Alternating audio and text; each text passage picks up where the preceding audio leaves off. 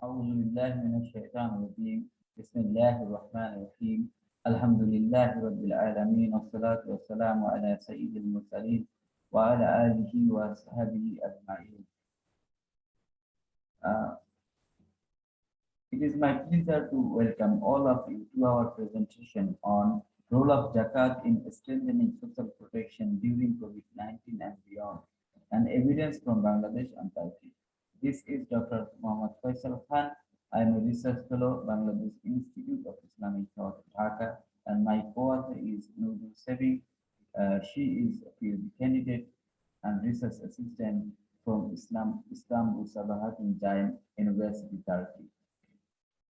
Firstly, I would like to talk about the presentation outline. Our paper is basically 6 sections. After introductory section, we have literature review that provides an overview of the concept of social protection and discusses Zakat in the Islamic social protection framework. Section 3 discusses about the methodology, while Section 4 talking about our case study that analyzes Zakat funds in Bangladesh and Turkey and present their main characteristics and role within the country's social protection system. In Section 5, we talk about some of the common challenges based on the 2 cases analyzed in Section 4, and finally, we conclude with some critical messages. Alleviating poverty and reducing vulnerability are fundamental part and parcel of social protection system in Islamic framework. Islam offers several instruments of social protection that include zakat, waqf, Islamic financial and non-financial institutions. Historically, we see that zakat has played a very key role for centuries in providing income support, consumption goods, and other essential services such as health and education to the poor and marginalized sections of the population.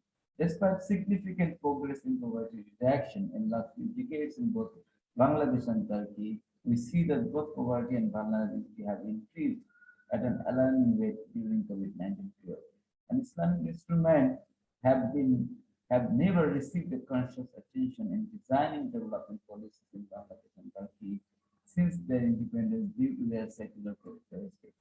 In this background, we discuss the potential role of Zakat in providing social protection in Bangladesh and Turkey, and we argue for utilizing the Islamic instruments more actively in producing solutions regarding developmental concerns since current institutions fail to resolve these problems.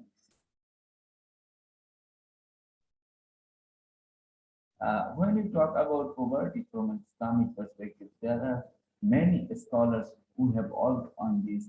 We have selected few. Firstly, we would like to talk about Yusuf al-Qaradawi.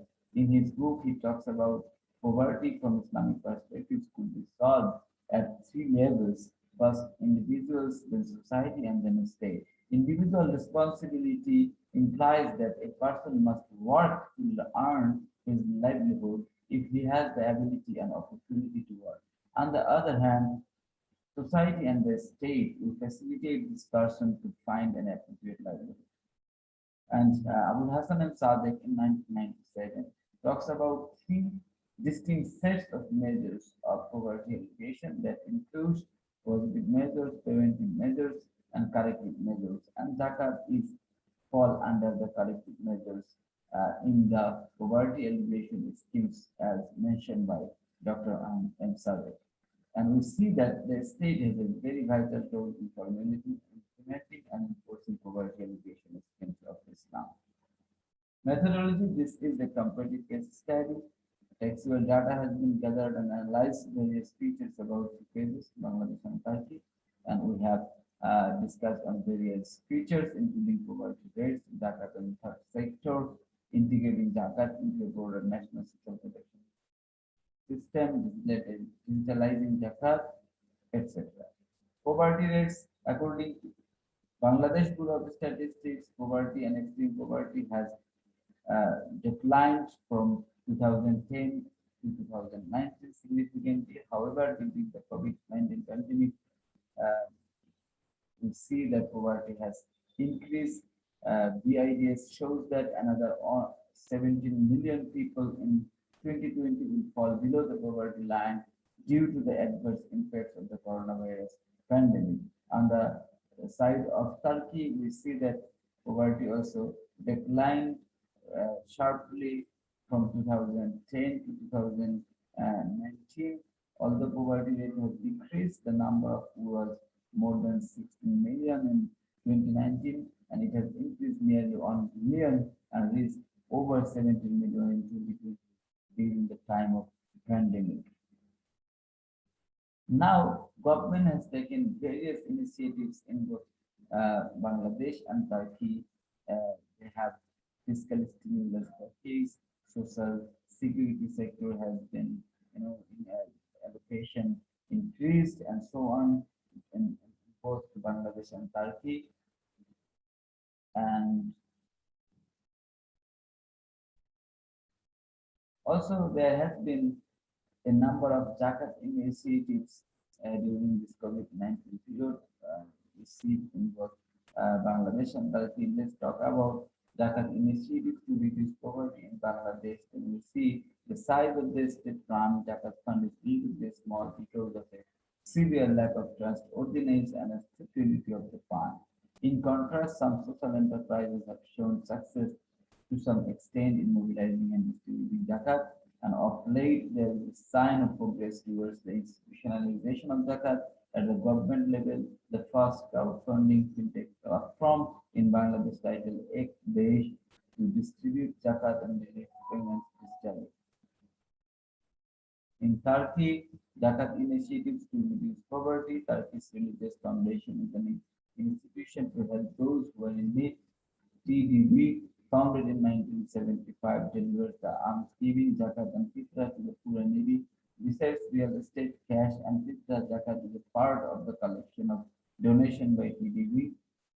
It collects donation by online and SMS throughout the year. Overall, in Turkey, Zakat is being utilized to respond to disaster programs, provide health and education support, offer Ramadan packages, and Zakat holidays. The Zakat potential. Bangladesh, according to the World Bank, Zakat is 1.63% of GDP, approximately 5.2 billion in GDP of 315 billion. Whereas in Turkey, there is a study by Tabakoglu and Turan and Kaf 1999 saving envelope 2019 finds that Zakat's potential for Turkey is 2.8% of GDP and on 0.83% of the total wealth. Then Zakat as a fiscal space for social protection. In Turkey and Bangladesh, two secular Muslim countries, Zakat has not been considered an instrument of social protection. Zakat, being a voluntary charity in those countries, constitutes a relatively small part of the national social protection system. In Bangladesh, though there is a national Zakat board, people prefer to administer Zakat themselves and to give to private organizations. And in Turkey, neither a separate Zakat institutions nor a state-run Zakat fund. Transparency and trust. Both. In Bangladesh, size of the state-run Zakat fund is usually small, and some voluntary organizations is performing very well, and this is happening because of trustworthiness and acceptability of the fund among the mass people. Whereas in Turkey, it is said that religious aids and donations overall have decreased in real terms in compare with 2015. One of the many reasons for the low donations to third sector institutions is lack of trust. And if we can establish a giving culture in Turkey, then there is a possibility of considerable amount of assistance in a populous country like Turkey. And to ensure a giving culture, trust must between institutions and people, and after trust between them, the most critical issue is transparency, and both transparency and trust will enhance Zakat collection. Integrating Zakat into the broader national social protection system. In Bangladesh, though there is a state-run Zakat fund, Zakat has not been a part of poverty reduction strategy and social protection due to the lack of comprehension by the policymakers and lack of political will. On the other hand, in Turkey, Zakat is already a part of aid and donation. However, if Zakat is a separate institution, it may more affirmatively contribute to the social protection system.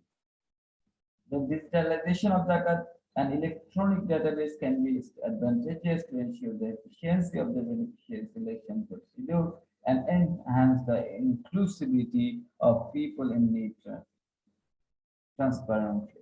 Thus, the digitalization of Zakat can help ensure that those most in need are reached through a readily accessible database.